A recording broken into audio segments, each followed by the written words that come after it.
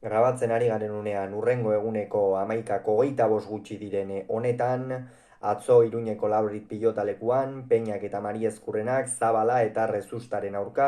jokatu zuten San Fermin torneoko, binakako San Fermin torneoko norgehiagokaren analisia egingo dugu, gogoratuko dugu, garaipena favoritoentzat, Peña eta Mari Ezkurrenarentzat izan zela 22:10 emaitzarekin, eta horrek matematikoki kanpoan utzi zituela Zabala eta Rezusta. Peña eta Mari Ezkurrenarentzat txapelketako lehen norgehiagoka zen, ez ordea Peñarentzat feriakoa, izan ere igandean gogoratuko dugu Jokin Altunaren aurka final gogoangarri horretan, lauterdiko final gogoangarri horretan galdu egin zuela, baina aurpegia eman eta partida oso ona jokatu zuen Peñak, eta horregatik bagenekien binakako honetara ere partida horren ostean motivazio handiz iritsiko zela, eta halaxe iritsi da. Eta bestalde berri Zabala eta Rezusta hauek Laso eta Imazen aurka galdu egin zuten aurrekoan, eta honen bestez gaurkoan irabaztera derrigortuta ez ezik, tantoko puru zehatz bat egitera ere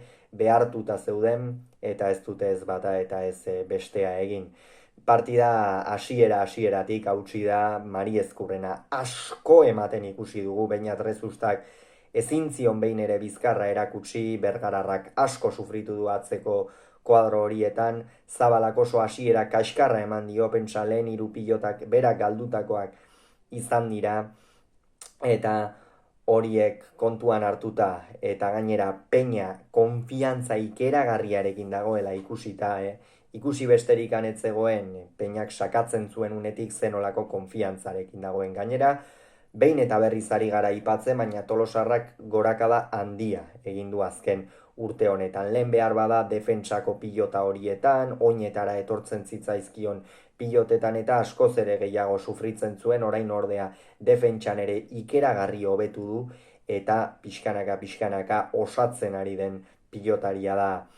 Jon Ander Peña. Eta bestaldetik berri Zabalaren sakeak aipatu behar ditugu, sake oso bereziak, Joseba Ezkurdiaren aurka ere Bizkaia torneoko lauterdiko norgehiagokan egin zituen horrelako antzeko sake batzuk, kasu honetan lehenik eta behin ezker paretan ematen zuen eta gero frontisean orain frontisean jotzen zuen lehenik eta gero ezker paretari iaia egurra ematen zion, eta asko ateratzen zen pilota, pentsa, Jon Mari Ezkurrenak pilotakada bat iaia atxeden gunetik eraman behar izan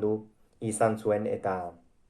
benetan sake onak, baina eraginkortasun gutxi eduki zutenak partidan zehar, eta horregatik 12-3 aurreratu ziren Peña eta Mari Ezkurrena oso nagusi lehen zati horretan, eta bigarren zatian ere berdin jarraitu zuen kontuak, Zabala asko sufritzen, aurrean iaia aukerarik gabe,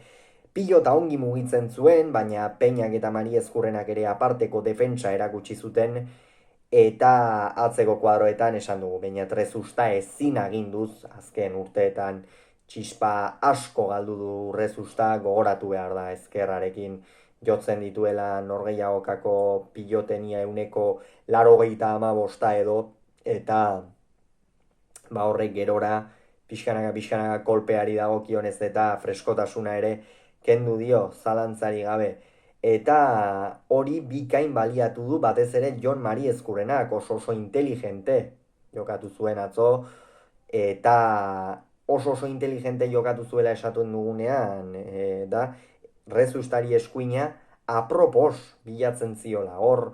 pilotakada ematen zuenean Zabalera irteten zen, eta Rezustari behin baino gehiagotan komeria ederrak jarri zizkion, bat edo beste ere gainera pasata utzi zuenea etzen sartzen,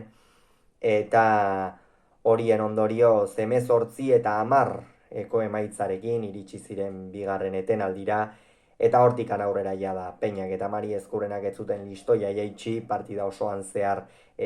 ibili ziren erritmoan jarraitu zuten, eta ondorioz 22 ere, kasu honetan Peña eta Mari Ezkurrenarentzat izan zen 22-10 irabazi zieten, eta honen bestez Zabalak eta Rezustak agur esan diote txapelketari, eta Peñak eta Mari Ezkurrenak eta Lasok eta Imazek jokatuko dute bihar ostiralez finalerako txartela. Hauxe beraz, esan beharrekoa, hurrengoan gehiago izango duzue, bitartean on izan, agur.